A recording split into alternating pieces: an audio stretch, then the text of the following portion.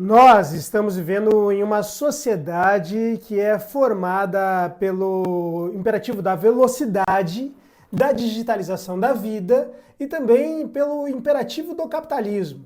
A partir disso, a gente precisa lidar com algumas marcas, né? Marcas que denunciam o declínio da metáfora paterna e também a deflação do grande outro simbólico. Com isso, a gente tem a inscrição de novas formas de sofrimento. É uma passagem do discurso que vai do sintoma clássico freudiano ao sintoma contemporâneo. Quer saber mais sobre essas novas formas de sofrimento e de que maneira elas vão se articular na clínica? Me acompanha aí então que a gente vai falar sobre isso à luz desse livro aqui que se chama Clínica do Excesso. Então fica aí e vamos nessa!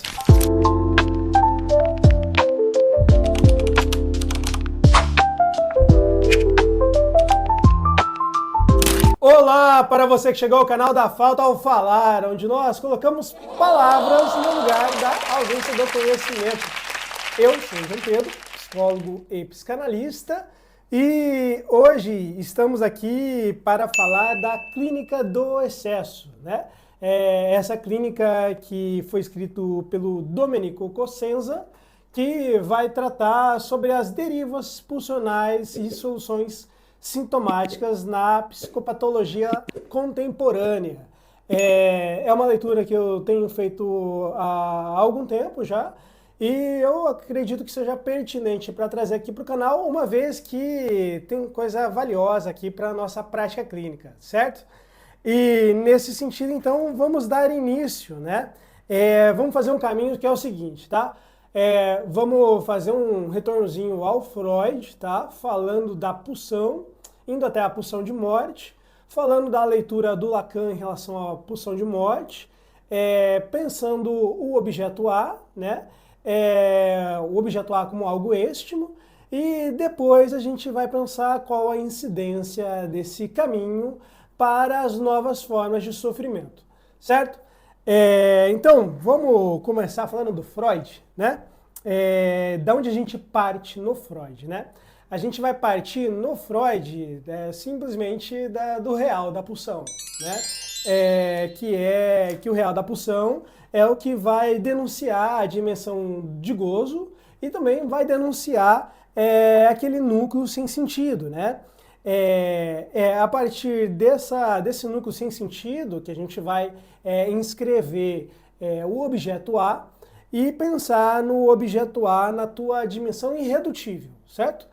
Uma vez que ele tem essa dimensão de irredutível, de excedente quanto à imagem e ao símbolo nas representações do inconsciente, né?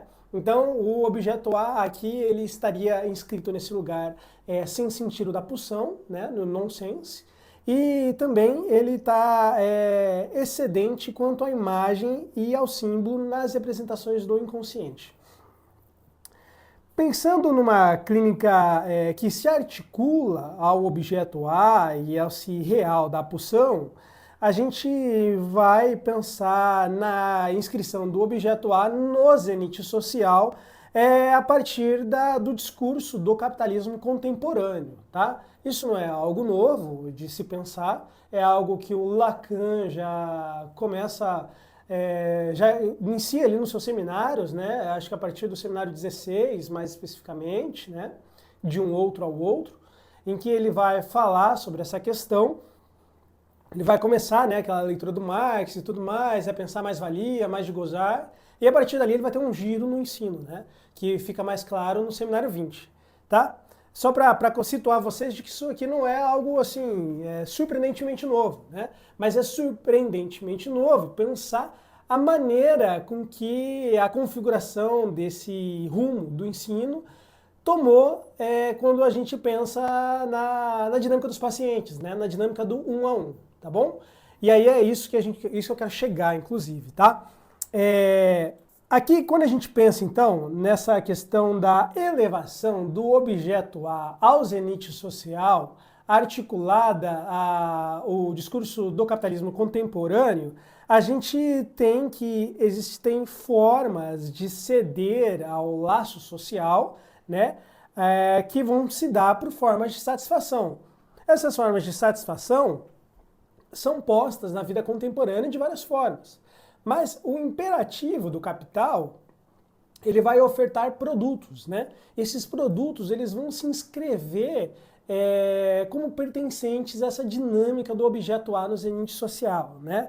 E com isso, a gente vai ter promessas que circulam. Pensa, por exemplo, essa questão dos fast foods, essa questão do emagreça rápido demais, né? Perca 5 quilos em uma semana, ganhe 5 quilos de massa em uma semana, aprenda a psicanálise em uma semana. Enfim, essas formas de soluções rápidas, milagrosas, elas vão mexer num funcionamento pulsional do real de gozo, né? E aí, quando a gente vai pensar nesse funcionamento pulsional do real de gozo e da maneira com a qual esses produtos vão ser apresentados na dinâmica contemporânea, é que a gente vai ter uma passagem do discurso que é significativa para pensar o gozo, né? Uma vez que a gente não está falando mais do mesmo gozo lá da década de 70, da década de 80, ou então de 90, 2000, né? A gente está falando da metade da segunda década do século XXI, né? Nesse sentido, a gente tem outras formas de acessar esse gozo. E essas formas de acesso ao gozo, vão demonstrar que, em relação ao gozo, ele vai se agregar de forma diferente à rede de significantes e também à demanda inconsciente. Com essa questão do objeto A no zenite social, é que a gente pode pensar na contribuição lacaniana, tá bom? Porque a partir disso é que a gente vai pensar na diferença absoluta, né? Que é o que o Lacan já aponta em relação ao um, né? E também na questão do real sem lei. E isso vai se destacar para o Lacan por conta de uma irredutibilidade da biologia e também uma irredutibilidade da dinâmica de criação do inconsciente, de cada sujeito, né, de uma singularidade. Com isso que a gente vai pensar nessa satisfação libidinal, tá bom? Essa articulação do Lacan em relação à coisa freudiana e à pulsão, né, vai nos levar para o local dentro da teoria em que o Lacan ele vai reescrever a pulsão de morte, né? E ele vai colocar a noção da pulsão de morte na inscrição da noção de gozo. E com isso ele vai constituir um lugar estrutural para pensar uma lacuna constitutiva em relação ao prazer, né? Ao prazer na economia da satisfação humana. E nesse sentido, o gozo ele passa a traduzir um prazer no sofrimento, que ele vai se revelar nocivo para quem experimenta, ao passo que ele também se apresenta como irresistível, né? E aí a gente tem esse lugar constitutivo e isso vai se dar a essa economia da satisfação, né? Essa economia libidinal. O Lacan faz essa leitura em relação à pulsão de morte. E aí, isso aí da pulsão, que vai se traduzir para além do princípio do prazer, o Cosenza vai trazer aqui como um excesso, né? De um prazer que entra em jogo sempre que o gozo se apresenta como excessivo na experiência subjetiva, na repetição. Ou seja, é pela via da repetição, né? É pela via da repetição sintomática que os modos de excesso vão se apresentar, dada a economia libidinal, né? A economia da satisfação humana. Essa questão da repetição, que é típica do neurótico, né? Ela vai formar um certo compromisso, né? Compromisso com o sintoma. Ou seja, o sujeito ele vai passar a se comprometer com o sintoma. E isso vai produzir um resto, né? Esse resto é o mais de gozar, ou objeto pequeno a, né? Que é o preço do gozo que o sujeito dividido, né, paga ao grande outro simbólico para encontrar o seu lugar no laço social. Então, vejam bem, essa repetição de compromisso com o sintoma e essa questão do gozo vai produzir um plus, né? E esse plus é o mais de gozar. Então, a gente está falando de algo aí, desse circuito gozoso que sobra, né? Que sobra e fica ali nesse lugar do objeto pequeno a. Nesse sentido, o gozo que ele habita o corpo do sujeito, né? Ele não vai se dar numa relação harmoniosa, né? Muito pelo contrário, ele vai se dar numa relação desarmônica, ao passo que ele vai se configurar com uma certa extimidade em relação àquilo que ele causa, né? Ou seja, nesse sentido, o gozo, que é aquilo de mais íntimo, ao mesmo tempo ele se apresenta como algo estranho para o sujeito. É como se fosse um parasita que não pode ser dominado pelo teu hospedeiro. E aí algo no corpo, ele permanece estruturalmente no campo do outro, percebem?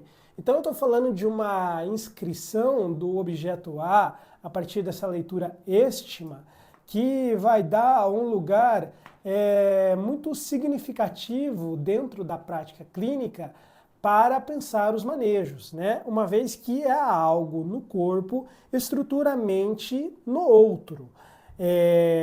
Abre-se com isso um cenário, né? Em que o corpo ele vai nos escapar em pontos cruciais, né? Pontos cruciais da experiência. São cenários que se apresentam para o sujeito, que quando atravessados, quando esvaziados daquilo que tem de imaginário, quando se esvaziados da fantasia deles, né? A gente vai ter esse pensamento acerca do objeto A, né? Acerca da constituição do objeto A de forma mais clara, né? E aí a questão aqui é que algo do sujeito que está nesse lugar do objeto A, que está inscrito no campo do outro, ultrapassa, né, na verdade, assim, se inscreve à revelia, vou colocar dessa forma, em relação às normas edipianas, ou seja, tem alguma coisa rebelde ali do singular de cada um que vai se inscrever nisso aí. E aqui, inclusive, a gente pode pensar no parceiro sexual de cada um, né?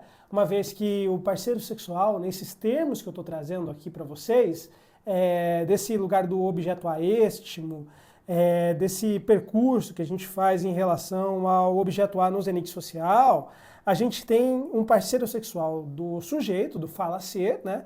Que ele num certo sentido, no sentido radical, assexuado, né? Ou seja, ele é aquilo que causa o sujeito e não está inscrito numa instância sexuada, ou seja, ele não é o outro, né? Ele não é o namorado ou a namorada, ele não é a esposa ou o esposo, mas ele é aquilo que fica dessa experiência de real da pulsão para o sujeito e funciona como causa, né?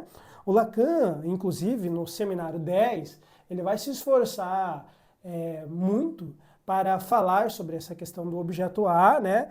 Pensar, ele tenta isolar isso que é de irredutível no corpo, a representação, e coloca os objetos perdidos, que são esses objetos da pulsão, nas zonas erógenas do corpo, né? E aí, com isso, ele isola traços libidinais, né? A partir desses traços libidinais, a gente tem os objetos que eles são eminentemente lacanianos, né? Que são a voz e o olhar, e a gente também tem os objetos freudianos, que são aqueles objetos clássicos, né? Que são o seio, o excremento, os genitais, né? O Lacan faz uma releitura daí também, mas a gente pode fazer essa separação, né, da contribuição do Lacan. E aí, posta né, essa questão do objeto A no zenite social, a partir desse lugar da parceria assexuada, é que a gente pode pensar a questão contemporânea sobre as novas formas de sofrimento. Uma vez que essa questão contemporânea ela vai se inscrever na dinâmica de cessão dos objetos por parte do sujeito para a formação do laço social. E o que isso quer dizer? Quer dizer que, assim, desde sempre, né, a gente cede parte dos objetos, perde algo de gozo para se inscrever no laço social, né? E o que acontece? No imperativo que a gente tem na contemporaneidade, a gente tem alguns impasses aí, no sentido de que o sujeito ele tem uma rejeição radical do outro, né? A gente está vivendo o declínio da metáfora paterna, a gente está vivendo a deflação do grande outro imaginário. E aí, a ação reguladora dessas instâncias no corpo, elas não se dão mais da mesma forma. Então, nesse sentido, a gente tem um sujeito que ele está com dificuldade de recusar o desmame, né? É um termo que o Lacan vai usar lá nos complexos familiares, quando ele vai falar dessa questão.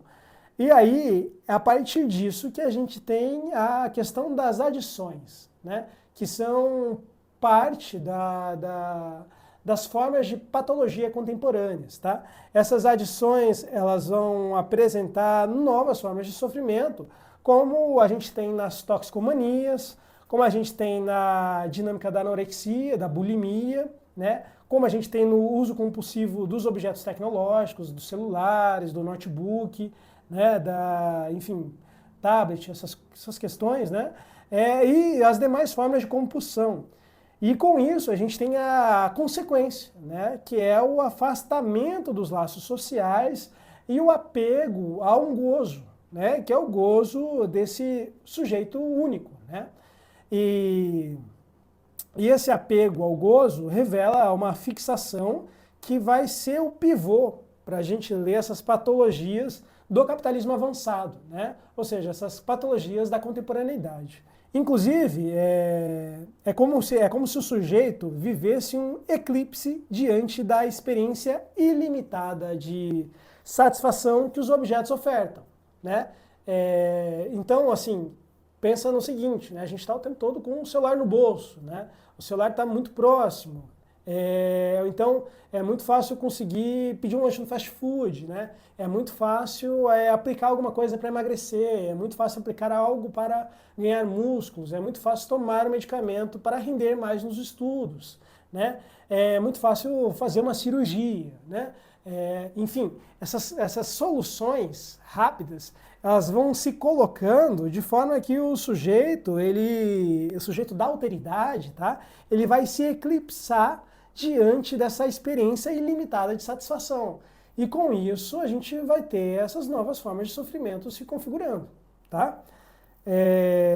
E aí, nessas formas, o sujeito ele vai preferir a certeza do objeto inanimado de gozo à incerteza da vida do desejo, né? Da incerteza da vida com um parceiro sexuado, da incerteza da vida condicionada pela alteridade estrutural. Então, assim, aquela coisa, né? O sujeito ele prefere ficar em casa vendo TV do que sair, né? Prefere, enfim, ter um bebê reborn, né? Do que ter um bebê de verdade. Prefere ter uma parceira sexual como boneca, né? Do que uma parceira sexual de verdade. E aí vão se inscrevendo essas coisas, né? Por conta de um apego a esse circuito gozoso, tá? E aí o Cosenza, inclusive, ele vai trazer um esquema aqui interessante, que ele vai trazer 6 pontos essenciais dessa mudança, tá? Vou trazer aqui para vocês, mas antes quero fazer um comunicado, né? Que eu estou lançando um curso de psicopatologia contemporânea, a partir dessa leitura aqui e da leitura deste livro aqui, né, do Antônio Teixeira e também da leitura do Lacan elucidado, que a gente vai falar sobre essas formas de sofrimento na contemporaneidade, né? A minha ideia é dar um norte em relação à psicopatologia contemporânea. Nesse sentido, então, que eu quero deixar esse recado aqui para você que possa se interessar em adquirir o curso, tá? No momento ele está no processo de montagem, então vou deixar o link aqui, ele vai ficar pela Udemy, né? Você pode adquirir já, mas ele ainda não está feito, né? Ele está no processo. E isso aí, dentro de um mês, 2 meses, não sei quando você está vendo esse vídeo, mas a gente já vai ter um cronograma montado e os vídeos postos, tá? Bom, colocada essa questão, vamos falar então desses 6 pontos essenciais da mudança desse sintoma freudiano clássico a esses sintomas contemporâneos, tá? De acordo com o que o Domenico trouxe para a gente. Ele vai trazer aqui, como ponto A, a questão da divisão e da unificação identitária, né? E o Domenico ele vai trazer o seguinte, que antes o neurótico ele se apresentava dilacerado em seu ser, né? Dada a configuração do grande outro na subjetividade, ou seja, a gente ainda tinha aquele grande outro inflado, né? Que se apresentava como tesouro dos significantes. Agora, a apresentação do sujeito, né, ela é unificada. Ela diz de alguém que sabe o que faz com o seu sintoma, que mostra nele a sua própria identidade. Ou seja, o sujeito ele não vai chegar naquele lugar esfacelado em relação à demanda do outro. Muito pelo contrário, ele vai chegar muito certo do que ele está fazendo, né? Ele vai chegar, ele sabe sobre o seu sintoma. Então, é nesse sentido que a gente vai, inclusive, para o segundo ponto, que diz sobre uma egossintonia, né? Ou seja, o sintoma contemporâneo, ele faz a questão se apresentar na aparência de algo bom, né? Na aparência de um remédio feliz, uma solução feliz, uma solução que o sujeito encontra. E a percepção da doença, né, daquilo que causa o sujeito, ela é ausente ou até precária, né? Na verdade, ela é precária e pode ser até ausente. E o sujeito, ele passa a considerar a sua condição, ou seja, o seu sintoma, mais como um estilo de vida do que uma forma de patologia.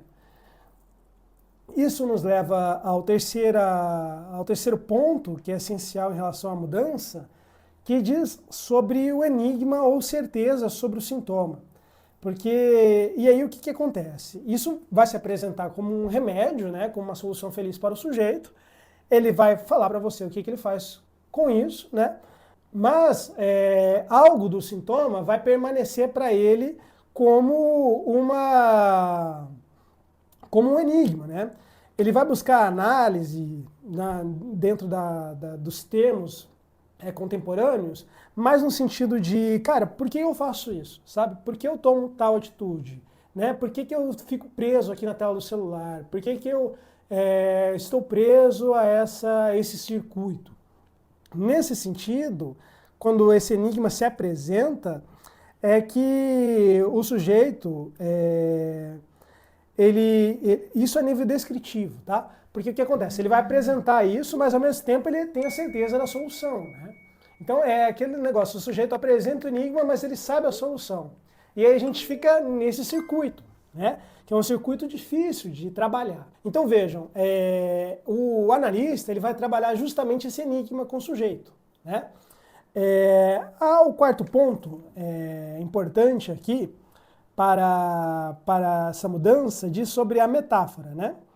O Domenico ele vai trazer que existe uma anestesia do alcance metafórico da linguagem, né? Na redução da enunciação ao enunciado, do dizer ao dito, né? Ou seja, o sujeito ele vai vir para você, de certo modo, mais identificado em relação ao que está posto sobre o sintoma, né? Então há uma dificuldade de enunciação, ele se coloca a partir do enunciado, né? Ou seja, ele tem uma questão porque ele viu um vídeo lá no TikTok, né? Ele viu um vídeo no Instagram. Então, ele se apresenta a partir desse lugar. E acho que mais uma questão aqui, né, sobre isso, diz sobre a pergunta em relação ao sintoma. No sentido de que essa pergunta vai se apresentar ao sujeito como algo precário, né? O sujeito ele não sabe o que fazer com o sintoma dele. Então vai ter essa questão do enigma, né? Como eu havia colocado aqui para vocês. E aí a pergunta, na verdade, ela vai se apresentar de forma encarnada para o sujeito, tá? E encarnada em que sentido? No sentido de valor das práticas de gozo corporal, né? No valor que se dá nesse circuito fechado, ou seja, o sujeito ele vai falar mais pelo ato dele do que pelo discurso, né? E por fim, o que o Domenico traz aqui é que há uma mudança em relação à transferência simbólica ou a ausência de transferência, né? Ele traz aqui que a transferência, dada a pergunta fraca ou ausente do sintoma, não se estabelece em total eficiência, mas fica confinada a uma dimensão imaginária. Por isso, se fala de uma desconexão do inconsciente nessas novas formas de sofrimento, né? Cabe ao analista, inclusive, aqui instaurar um amor ao saber, né? Instaurar um amor ao saber e um amor ao inconsciente, no sentido de sair desse circuito, certo? Bom, essa é a aula de hoje, eu espero que tenha te ajudado, né, te dado um norte para pensar essa questão contemporânea, tá? Isso que eu trouxe para vocês aqui é só o começo do que o Domenico Cossenza traz aqui sobre os sintomas contemporâneos. E aí ele vai trazer uma discussão aqui mais também sobre o adolescente, né, o tempo da adolescência, o tempo da iniciação sexual, e até que ele chega lá no final em relação às patologias dos parletres, né, do falacer. Enfim, leitura interessante, fica o convite para você. E para mais elucubrações psicanalíticas, se inscreve no canal, deixe seu comentário, ative as notificações, faça aquilo que o protocolo youtuber solicita. É isso, até mais e um abraço.